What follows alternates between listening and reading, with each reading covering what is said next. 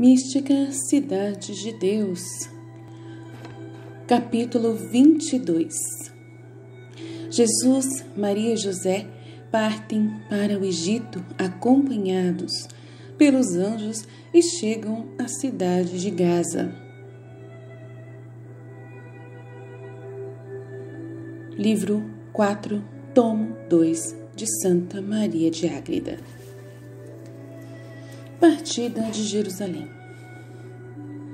Saíram de Jerusalém para seu desterro nossos santos peregrinos, ocultos pela obscuridade e silêncio da noite, mas cheios de cuidado pela prenda do céu que levavam consigo a terra estranha e para eles desconhecida.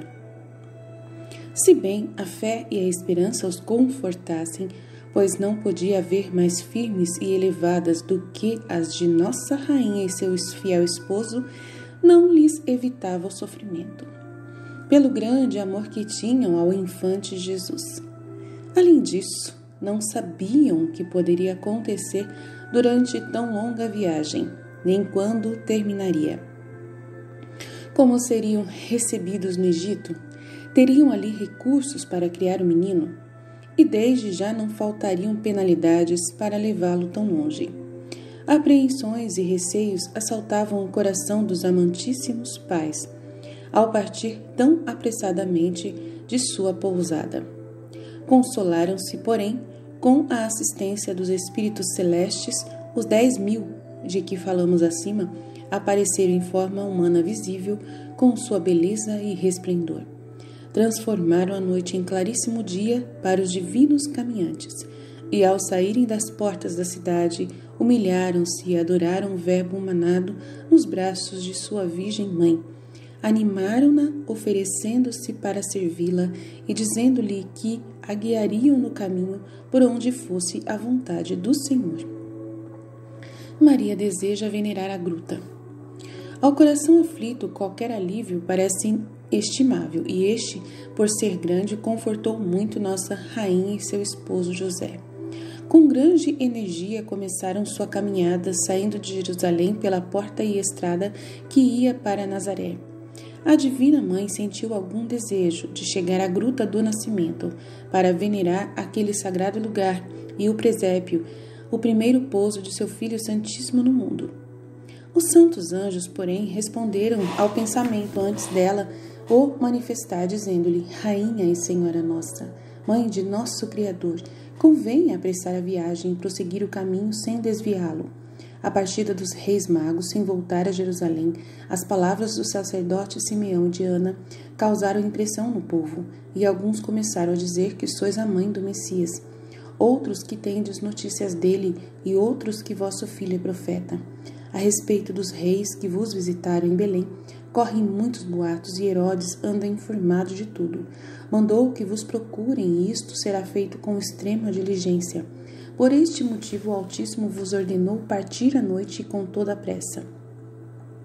E apressam a viagem. Obedeceu a Rainha do Céu à vontade do Todo-Poderoso expressa por seus ministros, os seus santos anjos. De passagem, fez reverência ao sagrado lugar do nascimento de seu unigênito, renovando a lembrança dos mistérios que ali se haviam realizado e dos favores que então recebera.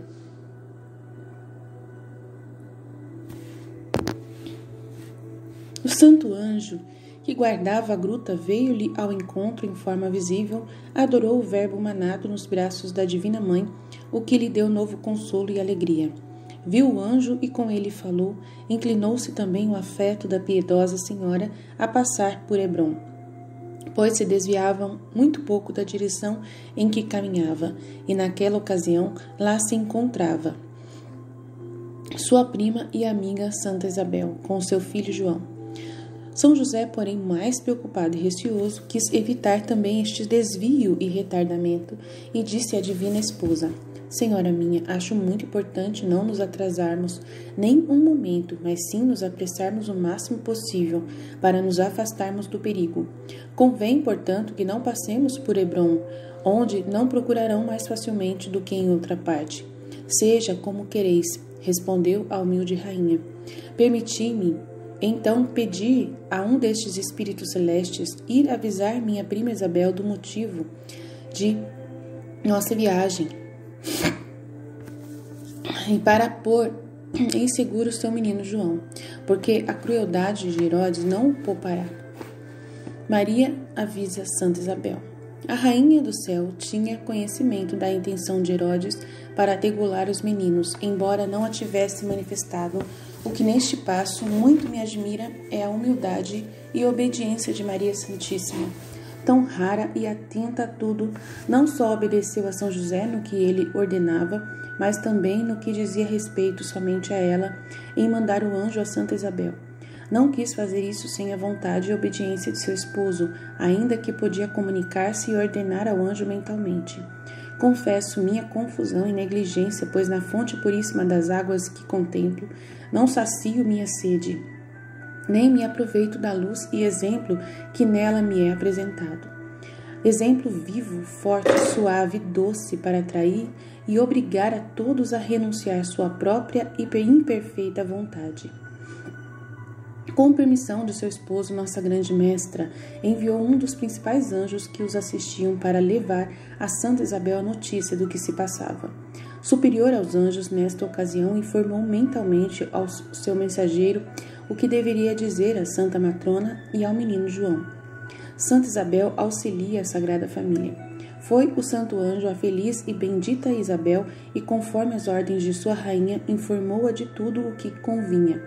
Contou-lhe como a mãe do Senhor ia com o seu filho, fugindo para o Egito da perseguição de Herodes, que o procurava para tirar-lhe a vida.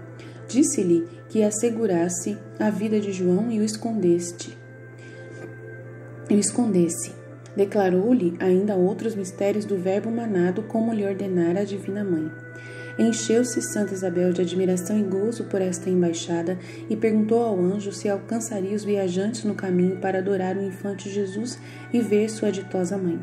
O santo anjo desvaneceu-lhe a esperança, dizendo que seu rei e senhor e sua feliz mãe já estavam longe de Hebrom e não convinha retardá-los. A santa, sentida e cheia de ternura, enviou muitas lembranças para filho e mãe, e o mensageiro voltou com a resposta à rainha. Sem tardar, Santa Isabel despachou um portador com toda a diligência ao encalço dos divinos caminhantes.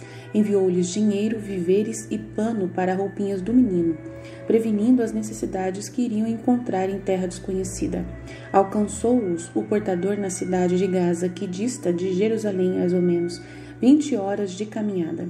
Encontra-se às margens do rio Besor, na estrada que vai da Palestina para o Egito, não longe do mar Mediterrâneo. A Sagrada Família descansa em Gaza.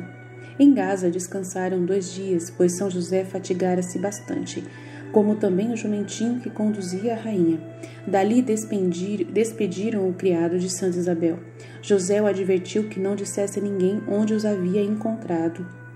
Com maior cuidado, preveniu Deus esse perigo. Tirou da memória daquele homem o que São José lhe recomendou calar, e só se lembrou da resposta que devia dar a Isabel. Com o presente recebido, Maria Santíssima preparou um banquete aos pobres, pois sendo sua mãe não os podia esquecer. Com os tecidos fez uma cobertinha para agasalhar o menino Deus e para São José uma capa apropriada para a viagem no tempo. Preveniu ainda outras coisas que podiam levar em sua pobre bagagem.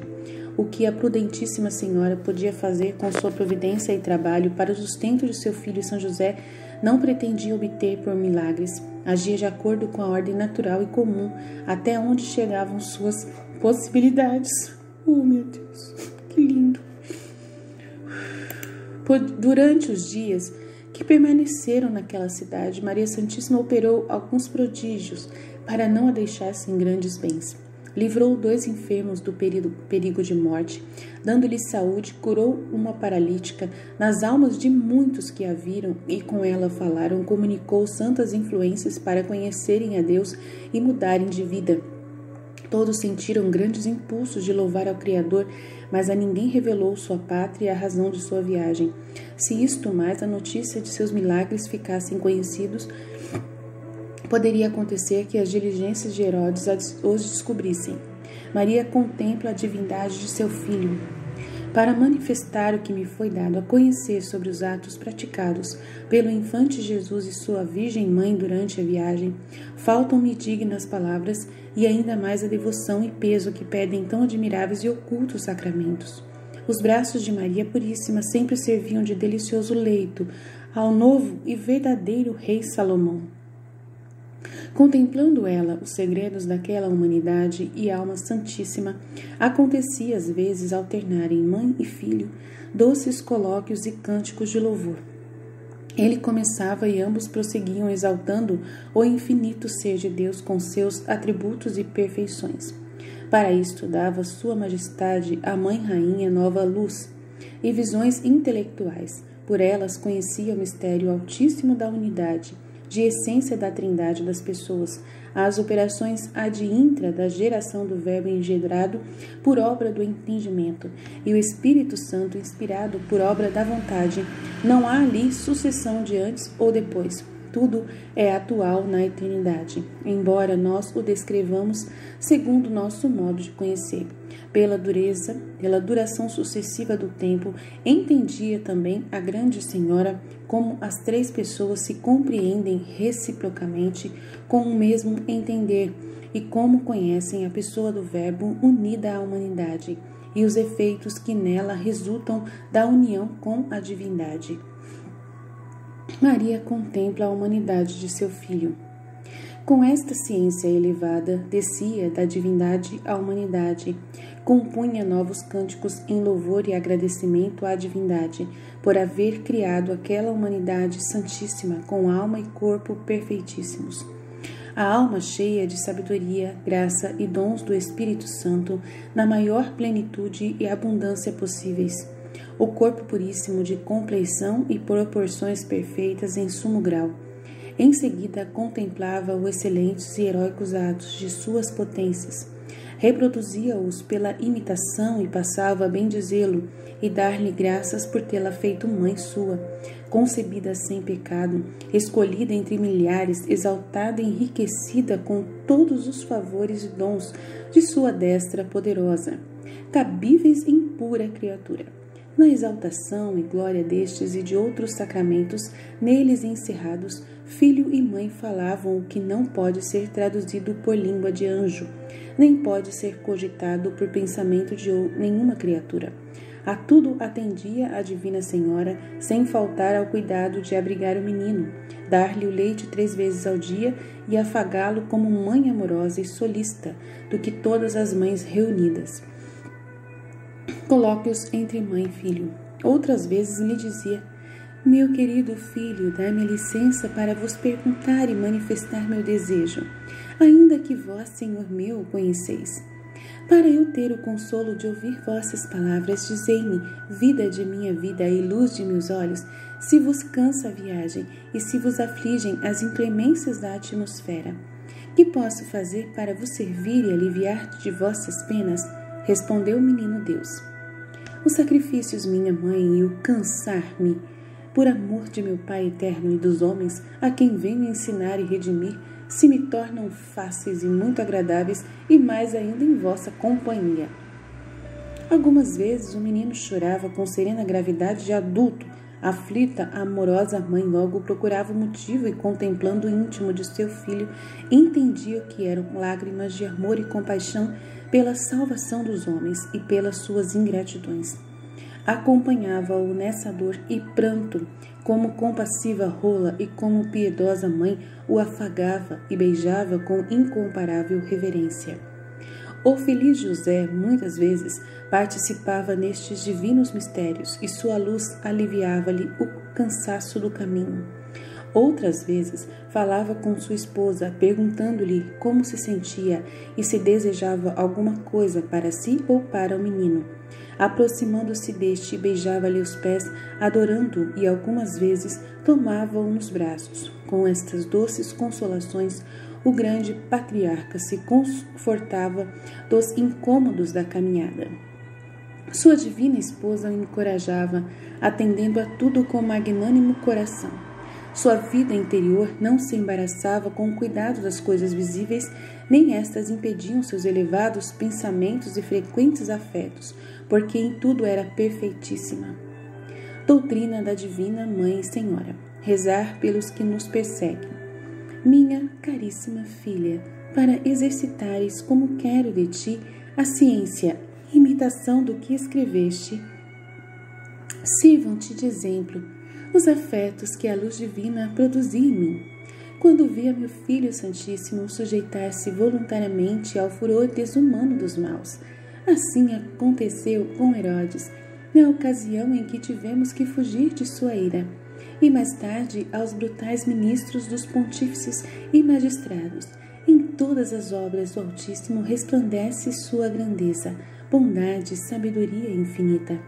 O que, porém, mais admira meu entendimento era quando conhecia, ao mesmo tempo, com luz altíssima, o ser de Deus na pessoa do Verbo unida à humanidade, e que meu Filho Santíssimo era o Deus eterno, poderoso, infinito, criador e conservador de tudo.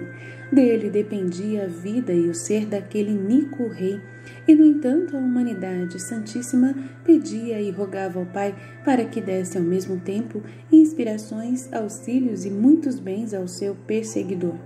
Sendo-lhe tão fácil castigá-lo, não só não o fez, mas com súplicas alcançou que não fosse punido quanto merecia sua malícia e maldade. Não obstante haver-se finalmente perdido, como reprovado e obstinado, recebeu menor pena que lhe dariam, se meu Filho Santíssimo não tivesse rogado por ele. Quanto aqui se encerra de incomparável misericórdia e mansidão de meu Filho Santíssimo, eu procurei imitar, pois me ensinava com obras o que depois admoestaria com exemplo, palavras e práticas.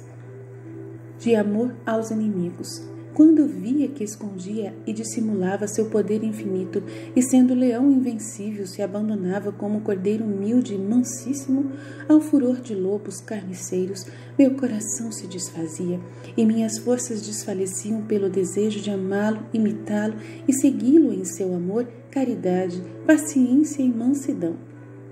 Exemplo de Cristo e Maria. Proponho-me este exemplo para o teres sempre presente e entenderes como e até onde deves sofrer, perdoar e amar a quem te ofender. Pois nem tu, nem as demais criaturas são inocentes. Pelo contrário, tendes muitas graves culpas para merecer tais ofensas. Se por meio das perseguições consegues o grande bem desta imitação, que razão haverá para não as apreciares por grande felicidade? E por que não amarás a quem te proporciona praticar a suma perfeição? Não serás agradecida a este favor, julgando-te teu benfeitor e não inimigo, a quem te dá a oportunidade do que tanto te importa? Com o exemplo que te foi proposto, não terás desculpa de nisto faltar, pois a divina luz te permite contemplá-lo, entender e penetrar como se fosse o presente. Capítulo 23. Livro 4, tomo 2. Jesus, Maria e José prosseguem a viagem de Gaza até Heliópolis, no Egito. A Sagrada Família parte de Gaza para Heliópolis. Em Gaza permaneceram nossos peregrinos 3 dias e desta cidade partiram para o Egito, deixando os povoados da Palestina. Adentraram-se pelo aneroso deserto de Bersabé, tendo que percorrer 60 léguas ou mais em região desabitada até chegar na cidade de Heliópolis, agora Cairo do Egito. Neste deserto andaram alguns dias em caminhadas mais curtas, tanto pela dificuldade de se locomoverem em terreno tão arenoso, como por falta de abrigo e sustento.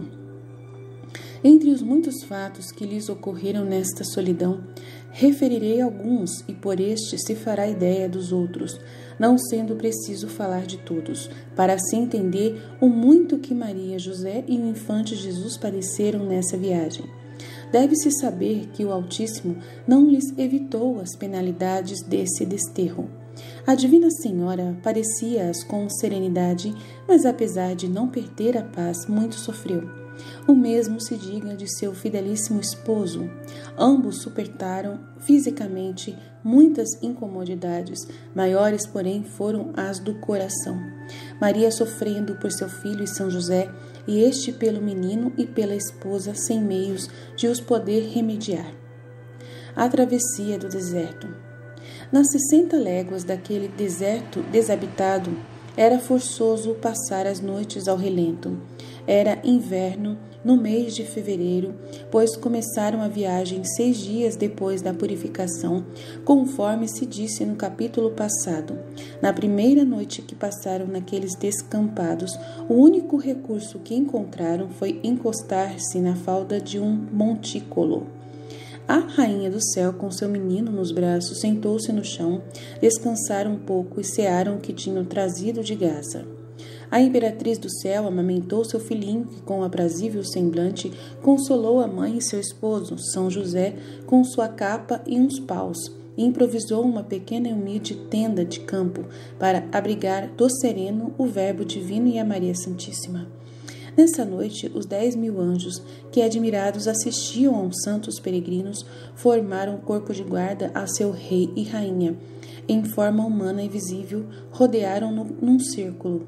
Viu a grande senhora que seu Filho Santíssimo oferecia ao Eterno Pai aquele sofrimento e desamparo por si, pela Divina Mãe, por São José. Acompanhou-o a rainha nessa oração e noutros atos a maior parte da noite. O menino Deus dormiu um pouco em seus braços, mas ela permaneceu em colóquios com o Altíssimo e seus anjos. São José recostou-se no chão com a cabeça sobre a pequena caixa da pobre roupa que levavam. Falta de alimento. No dia seguinte, prosseguiram o caminho, mas logo veio a terminar o farnel de pão e algumas frutas que traziam. A Senhora do céu e terra e ainda mais seu santo esposo chegaram à extrema necessidade de padecer fome. Num dos primeiros dias, ao chegar às 9 da noite, ainda não tinham tomado nenhum alimento depois do cansaço da caminhada, quando a natureza mais necessitava de restaurar-se. Como era humanamente impossível acudir esta necessidade, a Divina Senhora dirigiu-se ao Altíssimo, dizendo: Deus eterno, grande e poderoso, dou-vos graças e vos bendigo pelas magníficas obras de vosso beneplácito. Sem que o tenha merecido, só por sua benignidade, deste-me o ser e a vida. E me tendes conservado e elevado, sendo eu pó e inútil criatura. Por todos estes benefícios não vos dei digna retribuição. Como pedirei para mim o que não posso retribuir? Mas, Senhor e Pai meu, olhai vosso unigênito, e concedei-me com que alimentar sua vida natural e também a de meu esposo, para que ele sirva a vossa majestade, e eu a vossa palavra, encarnada pela salvação humana, tempestade e proteção dos anjos. Para que estes clamores da amorosa mãe procedessem de maior tribulação, permitiu o Altíssimo aos elementos que a afligissem, além da fome, cansaço e desamparo. Desabou um temporal, com chuva e vento que o cegava e fatigava muito. A piedosa mãe se afligia mais pelo cuidado de seu menino Deus, tão delicado e tenro, que ainda não contava 50 dias. Cobriu-o e abrigou-o o quanto pôde, mas não pôde evitar que, como verdadeiro homem, ele sentisse a inclemência da atmosfera. Pôs-se a chorar e tiritar de frio, como faria qualquer criança. Usando então o poder de rainha das criaturas, a solícita mãe ordenou aos alimentos que não ofendessem seu Criador, que lhe servissem de abrigo e refrigério, enquanto com ela podiam continuar seu rigor. Assim aconteceu como nas outras vezes que acima relatei, por ocasião do nascimento e da viagem a Jerusalém. Logo o vento se amainou e cessou a borrasca, deixando de atingir filho e mãe. Em recompensa deste amoroso cuidado, o menino Jesus mandou os anjos que abrigassem a sua mãe amantíssima e lhe servissem de cortina para abrigar do rigor da atmosfera. Imediatamente obedeceram e, formando um globo de resplendor muito denso e extremamente belo, nele encerraram o seu Deus humanado, a mãe e o seu esposo. Ficaram assim mais guarnecidos e abrigados do que se estivessem nos ricos palácios e com os agasalhos dos grandes palácios do mundo. Dessa milagrosa proteção gozaram outras vezes naquele deserto. manjares milagrosos.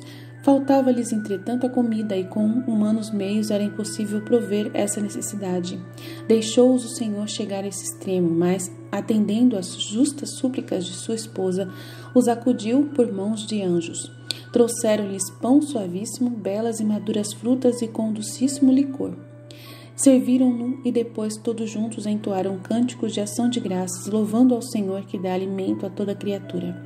Em tempo oportuno, para os pobres comam e fiquem saciados. Para que os pobres comam e fiquem saciados. Pois os olhos e esperança deles repousam sobre sua real providência e prodigalidade.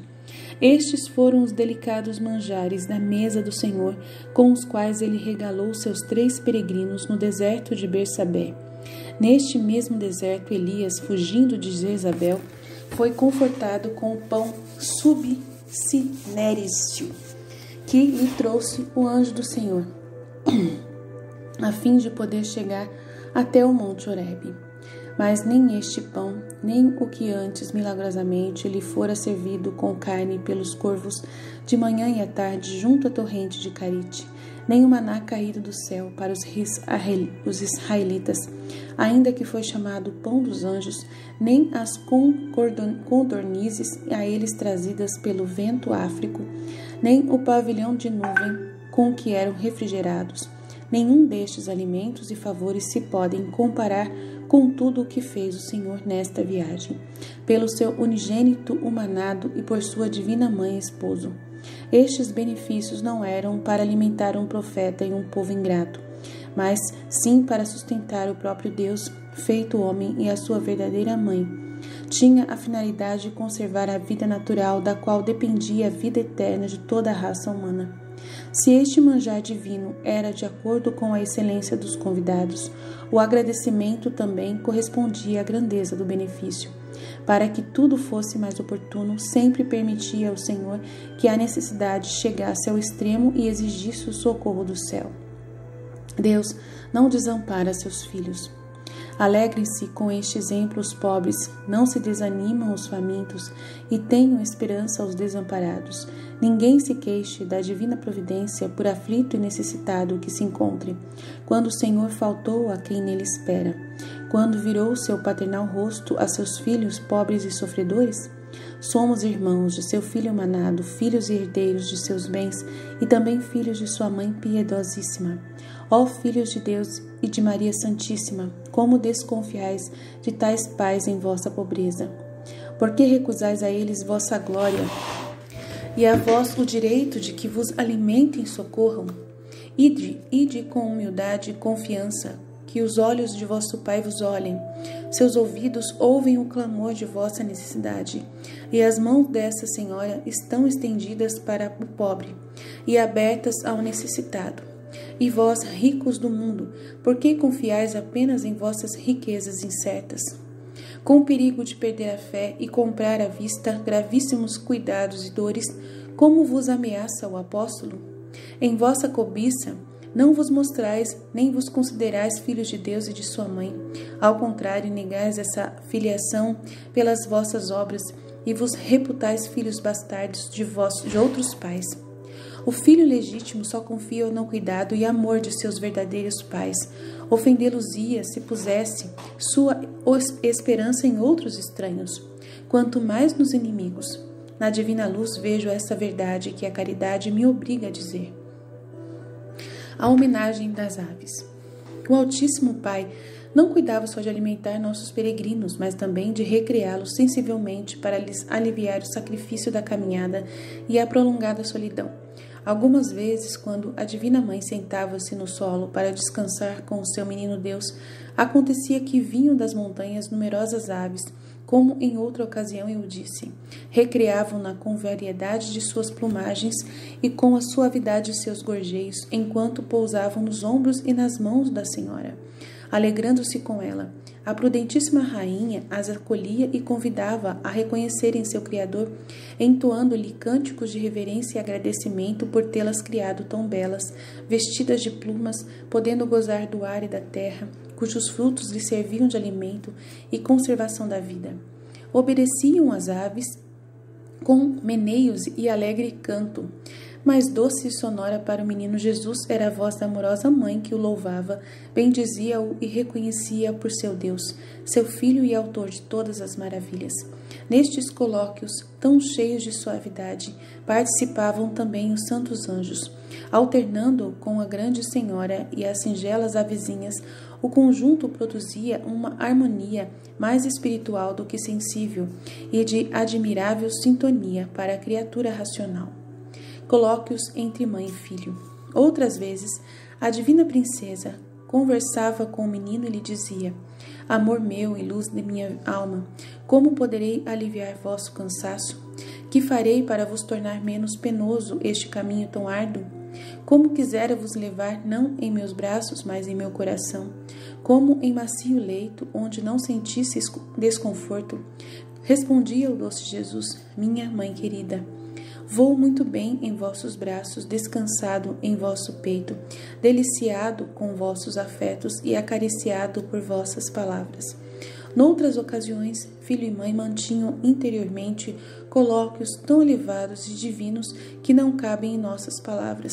O santo esposo José participava em muitos destes mistérios e consolações. Com isto, o caminho se lhe tornava fácil. Esquecendo sua fadiga, sentia a suavidade e doçura daquela presença, ainda que não sabia nem ouvia o menino falar com a mãe. Este privilégio era somente para ela, conforme eu disse acima. Deste modo, prosseguiam nossos exilados a viagem para o Egito. Doutrina da Rainha do Céu, Maria Santíssima Senhora Nossa. A confiança gera o amor. Minha filha, assim como os conhecem o Senhor, sabem esperar nele, os que não esperam em sua bondade e amor imenso, não o conhecem perfeitamente. A falta de fé e esperança segue-se à falta do amor. Em consequência, amam aquilo em que confiam com alto conceito e estimação. Neste erro consiste todo o dano e ruína dos mortais, pois da bondade infinita que lhes deu e conserva a existência fazem tão baixo conceito que não sabem pôr em Deus toda a sua confiança. Faltando-lhes esta, falta-lhes também o amor a Deus.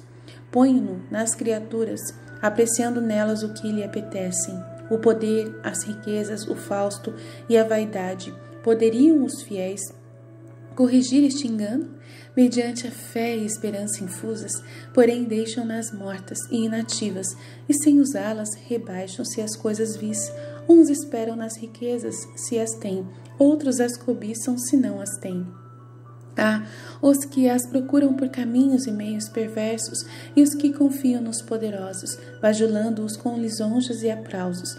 Assim, vêm a ser muito poucos os que ficam para merecer a cuidadosa providência do Senhor, confiando nele, tendo-o por pai que vela pelos filhos, alimenta-os e conserva-os sem desamparar a nenhuma necessidade. Bajulação e cobiça. Este engano tenebroso deu ao mundo tantos amadores e o encheu de avareza e concupiscência. Contra a vontade e gosto do Criador, fez os homens destinarem naquilo que desejam, ou pelo menos deviam desejar. Todos afirmam que desejam as riquezas e bens temporais para prover suas necessidades, e falam assim porque não deveriam querer senão isso. Na realidade, porém, muitos mentem, porque apetecem não o necessário, mas o supérfluo, não para servir à natural precisão, mas para satisfazer a soberba do mundo. E quando desejassem apenas aquilo que realmente necessitam, seria desatino pôr a confiança nas criaturas e não em Deus, que com inefável providência acode até os filhos dos corvos. Mas, se seus granidos fossem clamores dirigidos ao Criador, com esta segurança não tive o que temer em meu desterro e prolongada peregrinação. E porque confiava no Senhor, sua providência acudia no momento do aperto. Tu, minha filha, que conheces esta grande providência, não te aflijas demasiado nas necessidades.